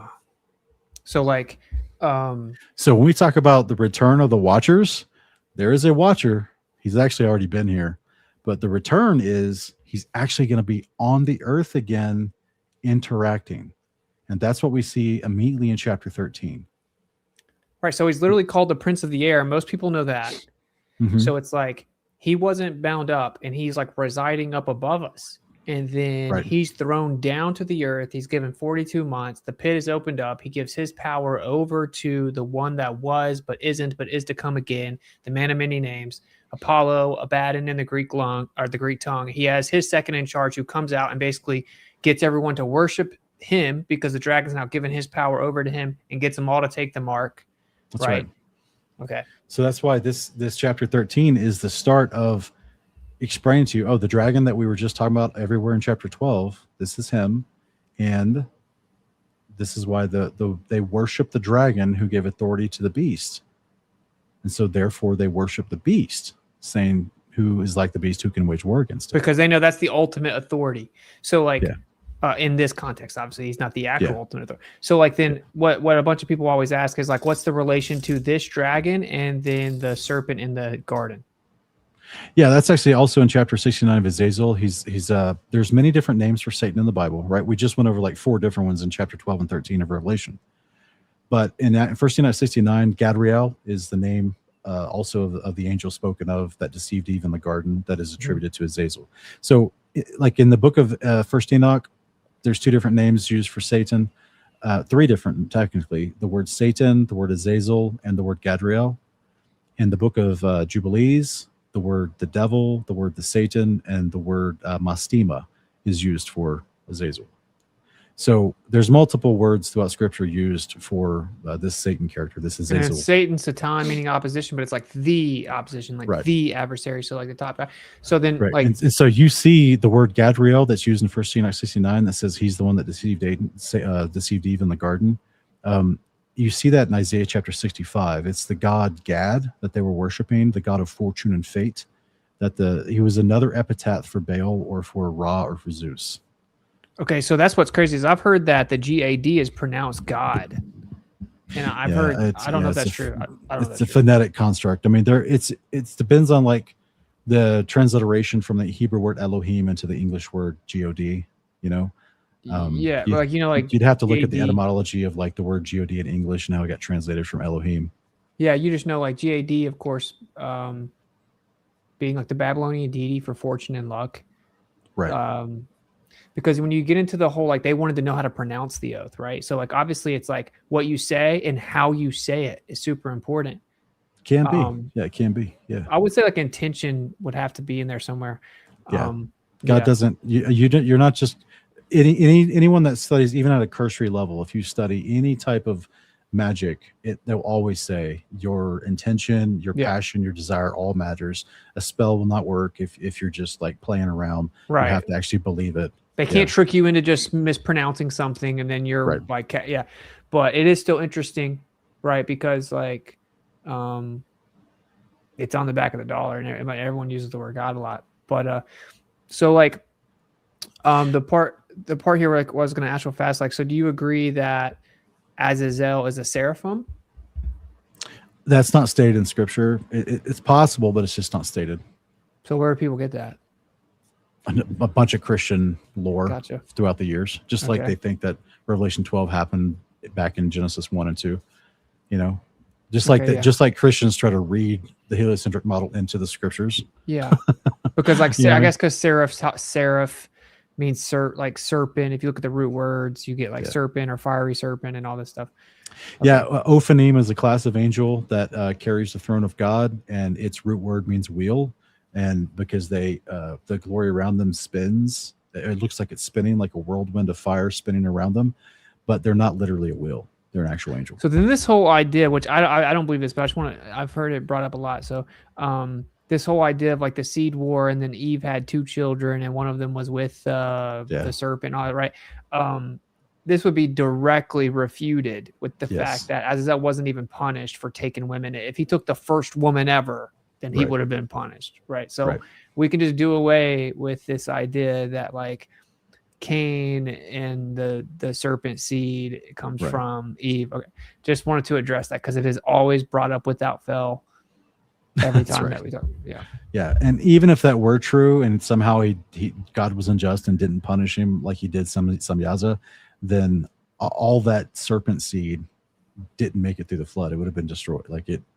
The whole serpent seed theory, even to get through the flood, they depend on assuming there's a recessive gene within one of Noah's children, and they can't even explain how that happens. They just have to assume that in there. So yeah, the serpent seed has 105 different problems with it, and all of it can be refuted with the Book of Enoch and Jubilees in like 2 seconds. So yeah, I think that there's a seed war of sorts.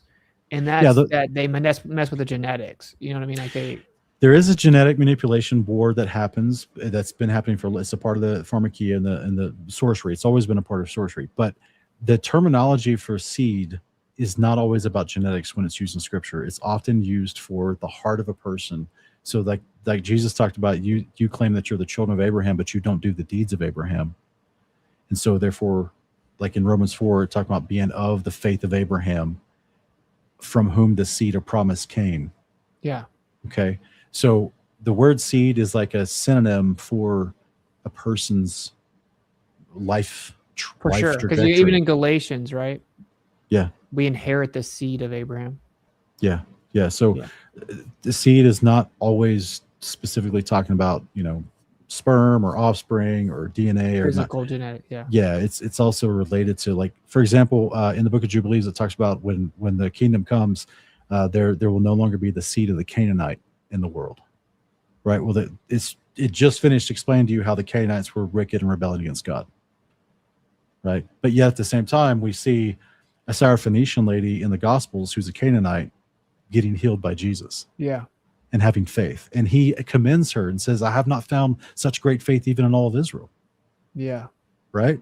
So it's not about being cursed because you've been born into a certain genetic line. Yeah. Like you can repent. I totally agree with that. I don't want to open this topic up too much because it's already late, right? But like I am curious about is there any like physical measures taken to ensure the Messiah is born to a specific lineage, or like a lineage, like a protection measure for that lineage. Does that make sense? Yeah. The Father, through his Holy Spirit, encouraged priests and prophets throughout the generations to call the people of Israel to righteousness. And out of righteous people at the time, like Galatians 4:4 says, like at the appointed time, the fullness of time, he came to two righteous people, Joseph and Mary, both called very righteous in Scripture, and impregnated Mary. That's how he ensured that his son would be born. Right? Yeah. Yeah. You at least needed a Mary at that point, is all I'm saying, right? Like you needed. Yeah. And like in that same chapter, it says that John the Baptist's parents, Zacharias and Elizabeth, were super righteous, doing all the commandments of God, and were considered blameless, meaning they were very, very faithful to God's ways. So he could have chose them if he wanted to, but he wanted to choose. They were Levites, so he had to choose Joseph and Mary because they're of the tribe of Judah, because that was the promise for Christ to come from the tribe of Judah. So okay, so like one thing that like I just definitely know that a lot of people didn't like have probably not heard, right, is this idea that Satan is up in the sky above us, right, and he resides there. He wants to reside there, and then so basically like the people of Earth got fed up with him, and then he's like, okay, I'm gonna pop back up. Yeah, so this isn't a show that we did here. Let me try to put this on. If you put this on screen, let me put this on screen real quick. So if anyone wants to go watch this show in the future, it is part of our 42 series, and I review this ancient Egyptian text that talks about this. Okay, so just give me 1 second. Yeah, the whole meta here is just crazy, which is like these people weren't crazy people making up fairy tale mythos. Like they were just, their life was insane, and they were writing like about actual beings that were showing them actual secrets and magic and building incredible architecture and teaching them all kinds of like, you know, incantations and effectively magic, and they were worshiping as gods. Yes. Yeah, and this starts at the Tower of Babel going forward. Before the Tower of Babel, that's what led them to the rebellion of the Tower of Babel, was they were picking up the ways of the Watchers from before the flood, and Jubilees chapter 8 explains this. So, but this particular series here is 42 series. We go into a lot of deep dive and things like this, and part 20 is where we discuss this book that's been, you know, scholarship, archaeological scholarship, and Egyptologists affirm that this is a real book from ancient Egypt. They date it back to the 18th century BC. It's called the Book of the Heavenly Cow. And in this book, it says that Satan was living on the earth amongst mankind, but then mankind rebelled against him, and he wanted to go live in the sky above, and he had a home built for him in the sky attached to the firmament so that it would stay up there. And that is what's called the Eye of Ra. And so how does it move? I would imagine that he's got advanced tech, right? So I imagine just like the Vimana's moved, right? I would imagine. Some people would suggest, you know, there's a sense of, you know, manipulation of the static electric voltage. Some people would suggest it's quantum. Like it's moving, like he'd be moving along the firmament. Other people believe this literally is the Soros cycle. Oh. This is what creates eclipses. Yeah. Because a lot of people don't know this, but at the crucifixion of Christ, there was a 3-hour eclipse. Mm-hmm. But this is impossible according to the biblical record. Because the biblical record on Passover, when Christ died, the moon is on the opposite side of the sky as the sun. Okay, yeah, it's a trip. So what covered so all the historians that talk about there was a unusual eclipse of the sun for 3 hours. It's like recorded in China. It's recorded in a multitude of places in the 1st and 2nd century they all talk about it being when Jesus was crucified. Like it was well known there was a strange 3-hour eclipse of the sun, and the moon was on the opposite side of the sky, so they know it wasn't the moon. So what do you think? He just was pissed or something? You know, and he's like, I'm gonna block out the sun. Yeah, I think that is the Soros cycle. I think that history, not just from the Egyptians, but also as we just read from Revelation 12, Satan literally made his home in the sky, in the heavenly realm between the earth and the moon. That's where he wanted to get away from mankind. That's literally where his abode is. And then there's a time in the future where God is going to send one of his most powerful angels down to literally kick Satan out of his. That's so it says there was no place found for him in heaven anymore. So he's sent down to the earth. Yeah. We And then all he's given, this assumes this whole story, Austin. It just assumes that these things are real. Okay. So it assumes that Michael's a real person that you could talk to. And, Jesus Christ himself, it says when he was resurrected, he became a life-giving spirit. So he's no longer like the dirt flesh that we have. He's now has a glorified body that's called a spiritual body. But yet he can be touched by Thomas. He can make breakfast at the side of the lake that morning that Peter jumps off the boat and swims to him. Like he can interact with us physically just like angels can. He has a real body. It's a really tangible. It's just a different level of physics that we don't understand, right? It's not made of dirt. It's made of water. And this is what spiritual bodies are made out of. And so that's why they can just disappear and reappear. And like they have it's like a higher capability. And I imagine, because water holds memory. So like, there's all kinds of studies on water and how advanced it is. It can't be destroyed and all this stuff. Can't even understand it. Harvard can't even understand the different types of water. It's fascinating stuff. So the people don't like the big question people in church never ask is like, where actually is Satan right now? Where did he go? Where is he? Like, okay, he's a real character. People just assume he's like underneath us in fire or something. Yeah, they assume he's in the ground, or they assume like he's just, I guess, just like that old Denzel Washington movie called Fallen, where the demons just like jumping from person to person. They think he's just like constantly like jumping from inhabitant possession. Well, this is what's such a crazy thing about the modern like churchianity thing. It's like such a deception. Like they actually somehow have pulled off people not even asking that question. Really, right? It's like heaven's just an idea. They don't even think about heaven as a place, so they don't really think about even the characters or beings as like these real things. So they're completely detached away from like the reality of like this spiritual war. There's like literal a place above us. There's a place below us. There's like, that's like kind of the big deception, right? I mean, so this is what we talk about in our 42 series, the video right before Babylon has fallen, right before we talk about the prophecy of Michael kicking Satan out of the sky, forcing him to stay on the earth for 42 months before Christ returns. We talk about how Revelation, what I believe they're going to do is the world already worships the dragon, right? Secretly, the occult, right? They already worship the Satan and Osiris and all those guys. They know who they are, the ancient gods of Egypt. They know who they are. That's why it's called the occult. It's hidden, right? Their reverence and worship of him is hidden. Well, they know.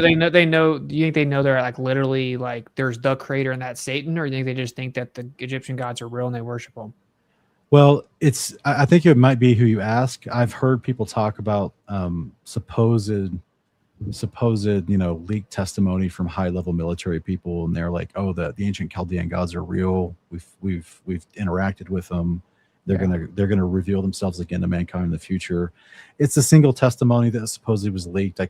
It's true. That's what the Bible says. It's true, but like I can't verify that. And I can't tell you like each person at different levels of government and what they know. But at the same time, what the average person doesn't like think, where is actually Satan hanging out right now? Where is he actually like, he's not just like, it's not like a movie. He's not constantly just disappearing and reappearing over here. And it's like in the ancient world, they knew that what the Hebrews called Satan, they had a name for it. It was Ra. And he sometimes would come down to the ground and interact with people and impress the people to continue worship him, and then he would go back to his home in the sky. They claimed he lived in the boat of 1,000,000 years that flew through the sky. Right? The Greeks said that Zeus would sometimes appear on the earth to man, and then other times he'd go back to his home in the sky, Mount Olympus. Right? So like this is the same story in all Brahma and to the Indians, the Satan Zeus character for the Indians. He would live in his palace was like a large lotus-shaped palace in the sky, right? Like a big lotus-shaped Vimana. They all believe that the head deity, which was always attributed to a serpent, the first avatar of Zeus was a serpent, by the way, in ancient Greece, that he was always in the sky, and that's what they believed. So we have these prophecies here of at a certain time he's going to get kicked out of the sky, but in our 42 series, we talk about my theory, this is just my theory, what they're going to do with this whole alien disclosure is they're going to have probably 30 to 50 years, if not longer, of reintroducing the world to the Zeus character, to the Ra character, they're going to say he's our alien progenitor come back to the planet to visit us. Yeah. He's still going to be in the sky, and they'll probably take dignitaries and to see his home and to, oh yeah, this is his ship that's hovering in the sky, and get the world acquainted with interacting with a superior intelligent being in the sky who claims to have made everything, basically. So then when he's kicked down, that's when he's like, immediately he's like, okay, he gives his power over. Now, well, obviously the angel has to open up the pit. That's when the gig is up, right? So I believe that his home is going to be destroyed. That's why I chose the term Babylon has fallen. That's what Revelation 18 actually says. Like a millstone, Babylon will be thrown down. That's right. true. So if you look at a millstone, it looks like the depictions of the ancient Eye of Ra. Throw it down where, like in the ocean or something, you think? Yeah, it's potential. I mean, it says that there's one of the plagues, one of the destructive events that happens during the last 42 months is that a third of the fish in the ocean are destroyed or killed. That would make the most sense to put it there, I guess. Yeah. So basically, if his ship, what they're calling his ship, if there would play it off, right? There would obviously be media spin, right? So Michael comes and does what the Bible says, but the world is not going to be like, oh, God just judged this false rebellious angel and the gig's up and now he's turned down to here and everyone's running for their life. No. They're going to be like, oh, his ship fell out of the sky, it broke, and he's got to live down here among us. But meanwhile, Apollyon's been let out. And now he's like, oh, look, I can't be down here amongst you guys because y'all are all crazy, believing in different things and killing each other. I need everybody to be on board with one form of worship. Yeah. Worship my boy Apollyon. We'll all be good. And then he's going to have enforcement agents that are brought out to attack the nations to try to get them. Well, where does he go at that point? He can't go back up there. Well, that's why he's still on the ground when Christ returns, and Christ wraps him up with the chain. Well, I don't know where he's going to be or what he's going to say, but he's powerless against the true power of Christ and the angels of heaven, so he's going to lose the battle. I personally think Zephaniah 3:14 is a prophecy about Christ killing the first beast or slicing up the first beast. Talks about him slicing from thigh to neck the head of the house of evil when he returns. So remember, Christ comes back, just absolute carnage mode. You know what I mean? So yeah. It's not the gentle lamb coming back. Yeah. So clearly, just as in Michael seems to be the angel that's always like showing dominance over Azazel. He's also in Revelation 20 verse 1. He's the one that wraps Azazel in the chain and throws him in a hole for 1,000 years. And First Enoch chapter 56 also talks about Enoch sees the chains being made that's going to wrap up Azazel and throw him down in the pit for 1,000 years. 1,000 years. So then that's how there's first and second beast are destroyed. All the armies that tried to fight Christ is coming are killed. All the unclean spirits are destroyed in the lake of fire. Satan's wrapped up, thrown in the hole in the ground for 1,000 years. That's how there's peace on the earth. And Christ is on the earth teaching mankind how to live in peace with each other. Yeah, the new Jerusalem millennial reign. Torah is being practiced. Yeah, all the wisdom of God is being shared with the nations and enforced. That's why it says but the Torah was just gone in the middle. That's right, yeah. But, just done away with for the church. You're supposed to be the ultimate example of God. Yeah, You're supposed to have more knowledge because they've seen. You're going to have to go back and do it. But, brother, I really appreciate this conversation, but I got to jump. No, you're good. We're way over. Thank you, man. Go follow Sean on YouTube, Kingdom of Context. Appreciate you guys. Yeah, much love, brother. Thank you so much. Thank you, man. I'll see you later. All right, later, bro. That dude is a legend, man. So I thought it would be cool to talk on that topic because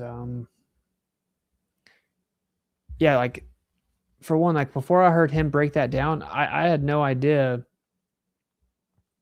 Like this idea that like because there's like this misconception, right, that the fallen angels are basically going to come back, but it says that they can't. But if you think about it, it's really not needed to like deceive the world, you know? I'm gonna wrap this up. I'm pretty tired too, but like sorry for it. We were late, a lot of stuff going on, a lot of technical difficulties as soon as we started on both ends, which is not really a coincidence. in my opinion, it always happens to me. But anyway, I'm gonna come back streaming now, pretty much every day. I'll explain to you guys the reason I stepped away for a little bit, probably tomorrow. But kind of summary is, a lot of this stuff may sound crazy, right? But if you actually look into it, overwhelming evidence of demigods, claims of demigods, and claims of giants, right? And there are claims of hybrids. And this is across the entire world by civilizations that had no relation to each other at all. So like we're separated by thousands of miles, separated by hundreds of years or thousands of years, no relation to each other, making the same claims. And then there are all these different civilizations claiming the same stories of the same beings with different names, but same characteristics. And there's the same storyline, and it's all over the place. And you have the most powerful, rich, successful people, wealthiest, like most powerful bloodlines, all worshiping these deities and treating them as though they're real. And like, how does that make any sense? And so, like, on the one hand, you can just believe like all this pseudoscientific, like normie, mainstream stuff that they feed you, which doesn't even make any sense. And in reality, if you zoom all the way out and wipe the slate clean, like those stories are crazy too. Like tons and tons of, insane dinosaurs over hundreds of millions of years and all this, right? Like, bro, like you believe like abiogenesis somehow happened and rocks turned into humans, and then this was after a whole bunch of crazy dinosaurs lived over hundreds of millions of years. What seems to really have happened, right, of course, was that there were tons of giant remains. They swooped in, the Royal Society swooped them up, gave you a cover story of dinosaurs, and that they took these giant remains. They do all kinds of incantations and occultic rituals with the giant remains, kind of worshiping Baal, and they're hoping to bring back these spirits, or they use incantations and enchantments to bring back the spirits of the giants and try to get them to worship or get them to possess them, and then they get power that way, right? This is way more real than people realize. Like, this is totally a spiritual realm. You can go further and further and further down into this when you get into like Saturn. What is Saturn? You get into the black cube, worshiping the black cube. What do all Muslims do? They go worship like the black cube. You keep falling down this rabbit hole and you realize, like, basically, the enemy doesn't really care what you believe as long as it's not the truth, and you can believe any iteration of it that you would like. And these entities are going to kind of reveal themselves, right? And who knows? Is it like crazy AI robots that, the spirits inhabit? I don't know. Or is it crazy like genetic abominations and hybrids and stuff that they inhabit? Who knows? What do they look like when they come up out of the bottomless pit? Who knows? But I thought it was cool to have Sean on, because Sean has obviously devoted many, many, many years to studying this in depth. And, yeah, he really kind of gives you a new perspective and breaks it down, and it makes it all gel together because he puts everything in context. So yeah, pretty cool, man. Hopefully you guys enjoyed the show. Sorry, it was a little bit late, so we didn't get to go as long, but he did give us like 45 minutes extra. So shout out to him. Go show him some love if you're not familiar with him or not sub to his channel. All right, cool. Shout out to all the gifted. Frank Nitty, thank you so much. Uncle Giblets, thank you. Lawson, thank you. Thank you for the subs on Kick. Yes. Like I said, I'll talk about stepping away tomorrow, probably when I stream tomorrow. But of course, we start rocking out online, and then I had stuff that happened. Of course, I think Satan's little season is a little more likely. I personally do not, but I think there are some pretty direct reputations that I will say. I have lots of stuff that I'm very interested in, and I'll just go ahead and say this. I'm not claiming to be an expert on these things. I think that I'm having lots of different things I'm kind of pointed to and looking at. I'm just going to show you guys the information as I find it, the people that I trust as sources, etc. But yeah, there's a lot of crazy stuff. One of them being like the ancient Americas, and like, was America the old world? And there's obviously a theory that Africa was actually the last place inhabited, and like modern Egypt's just all a lie, and it goes on and on. Who knows? Very crazy, very crazy. Lots of Phoenician, Hebrew, Paleo-Hebrew, Aramaic, all kinds of different artifacts found here that you'll never hear of. More pyramids here than anywhere, and like, it list goes on and on and on. It's very interesting. Very interesting stuff. So what I will say is this: the world is stranger than people think.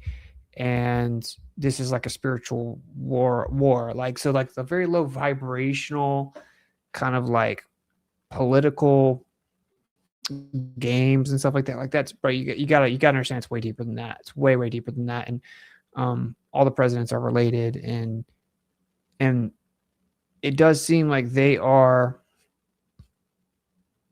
trying to bring about his return. Him being like the entity that reigned over once before. So Nimrod, Gilgamesh, Osiris, Apollo, Abaddon, the man of many names. They want to bring him back.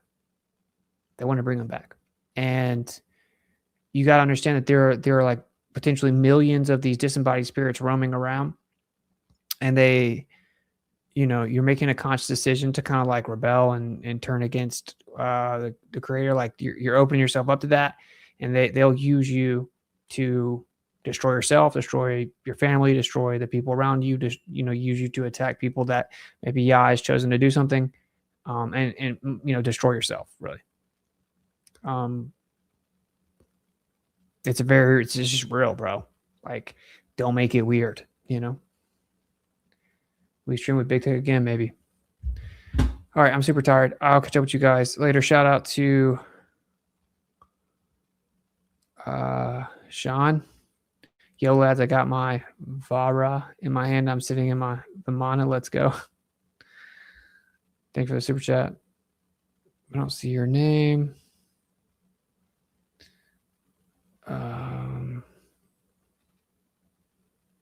Daniel Jim, thank you. Super chat on YouTube. Kingdom of Context is the GOAT. I love your research, brother. Sorry, I didn't see these before he left. No way. But yeah, thank you so much for the 20. And much love, brothers and sisters. Stay strong in these last days. Very generous. $50. Thank you so much, Natty Bump something. Shout out to you guys. Thank you so much. Cool. Yes. Support appreciated. You can go to whattickets.com or I don't even remember. It's been so long. It's crazy.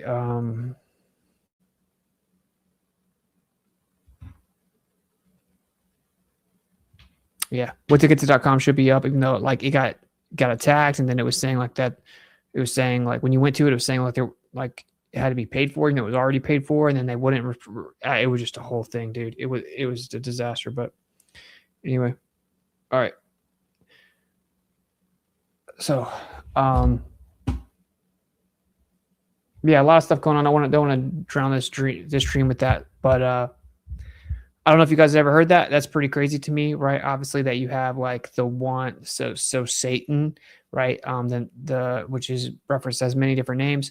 He came down on Mount Hermon, and like there's obviously a claim that that's not the real Mount Hermon. Who knows?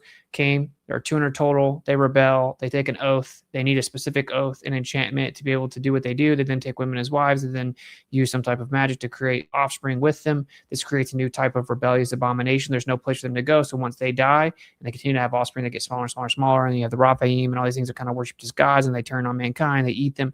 This is written about all over the place. The Bible just makes all these different stories gel together perfectly. And there's tons of archaeological, anthropological evidence that ends up consistently corroborating this. And so, yeah, the easy way, I guess, would be to try to like laugh this off. But I don't care what people like that, because it's like, whatever, bro. What do you believe in? You just ignore all this evidence as you're the weirdo, And then you have the one angel that didn't buck the system as much as to actually take women as wives or sleep with women, whatever, was Azazel. Right, Satan. And so he didn't get locked up already, and he ultimately does. But the rest of them are already locked up. He didn't.